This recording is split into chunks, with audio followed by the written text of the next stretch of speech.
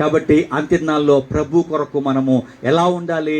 ప్రభు పరిచర్లో ఈ అనుభవం కలిగిన వారిగా ఉండాలి. ఒకటి, దేవుడేమో మనం గుర్తించాల్సింది, దేవుడేమో ఆయన మనకి మన కుటుంబానికి పరిచర్యకు క్షేమాభివృద్ధి కలగజేయటకు శక్తివంతుడై ఉన్నాడు. క్షేమాభివృద్ధి కలగజేయటకు మనందరి కుటుంబాలలో అన్ని విషయాల్లో క్షేమాభివృద్ధి కలగజేయటకు ఆయన పరిపూర్ణమైన శక్తిమంతుడిగా ఉన్నాడు కనుక మనము దేవుని పట్ల ఈ విధంగా కలిగి ఉండాలి. ఒకటి, ఆదివారం విషయంలో మనం జాగ్రత్తగా ఉండాలి. అది ప్రభు దినము, మనం ఎంతో ఉత్సాహంగా ఉండాలి, పెందలక లేవాలి, సిద్ధపడాలి, మనం సిద్ధపడాలి, మన కుటుంబం సిద్ధపరచుకోవాలి, మనతో ఉన్న సంఘాన్ని సిద్ధపరిచి ఆదివారం పెందలక లేచి ప్రభు కొరకు ప్రయాసపడాలి.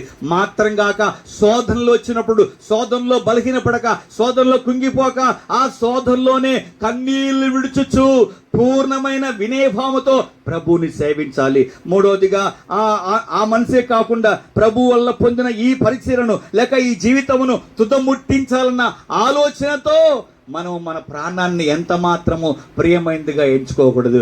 నాలుగవదిగా యేసు ప్రభు వల్ల పొందినటువంటి స్వరక్తమిచ్చి సంపాదించబడిన వ్యక్తి నేను, స్వరక్తమిచ్చే సంఘం మీద అధ్యక్షుడు నేను, స్వరక్తమిచ్చి సంపాదించే సంఘం పైన సంఘ కాపరు నేను గనక ఈ సంఘం పట్ల ప్రభు కొరకు నేను ప్రయాసపడతానన్న జాగ్రత్త కలిగి ఉంటే తప్పక దేవుడు వారికి ఏం చేస్తాడు? క్షేమాభివృద్ధి కలగజేయటకు శక్తిమంతుడు.